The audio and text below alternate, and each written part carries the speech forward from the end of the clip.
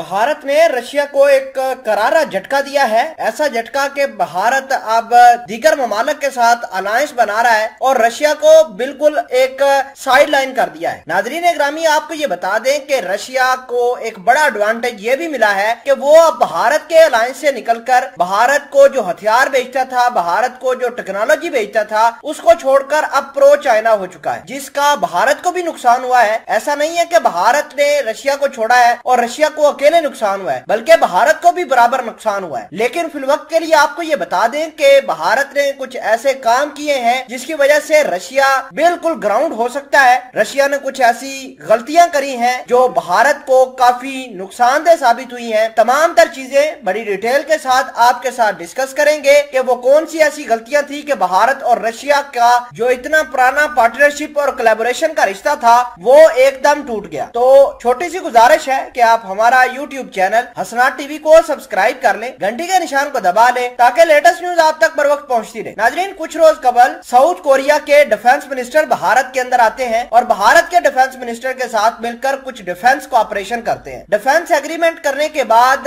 इस बात का मुआहदा किया गया कि भारत और साउथ कोरिया हथियार बनाएंगे और ये हथियार भारत के अंदर ही बनेंगे और फिर ये हथियारों को तीसरे मुल्क एक्सपोर्ट कर दिया जाएगा और मुनाफा जो होगा वो बराबर शेयर कर लिया जाएगा। नाजरीन ग्रामी, अगर आप पीछे नजर दौड़ाएं 2017 में 2015 के अंदर, तो भारत और रशिया इस तरह के अलायंस बनाया करता था और भारत और रशिया ने कुछ ऐसे हथियार भी बनाए हैं जो तीसरे मुल्क को इन्होंने एक्सपोर्ट किए हैं। जैसे कि भारत और रशिया ने ब्रह्मोस मिसाइल बनाया था, वो फिलीपीन को, वो वियतनाम को, उसके अलावा ब्राजील, म्यांमार और दीगर ममालिक को भी भारत एक्सपोर्ट करता रहा है। नाजरीन ग्रामी, अब भारत ने रशिया को छोड़कर अपनी डिफेंस कोऑपरेशन जो है वो साउथ कोरिया के साथ बढ़ाई है। अजीब सवाल उभरता है कि भारत ने एक बहुत बड़े पार्टनर को छोड़कर साउथ कोरिया को क्यों चुना। हालांकि साउथ कोरिया बहुत ही ज्यादा छोटा मुल्क है रशिया के मुताबिक और साउथ कोरिया का हथियारों का एक्सपीरियंस भी बहुत कम है रशिया के मुताबिक। तो भारत ने रशिया को इस वजह से छोड़ा क्योंकि भारत ये जानता है कि अब रशिया जो है वो सारा का सारा प्रो बन चुका है चाइना के। जो चाइना कहता है वो रशिया करता है। नाजरीन ग्रामी, साथ ही व्लादिमीर पुतिन ने हाल फिलहाल के अंदर एक बात करी थी कि हम चाइना के साथ मिलकर क्वाड को तबाह करेंगे। नाजरीन ग्रामी, आपको पता है कि भारत, अमेरिका, जापान, ऑस्ट्रेलिया जैसे मुल्क जो है वो क्वाड के अलायंस के अंदर दाखिल हो चुके हैं और इसके अलावा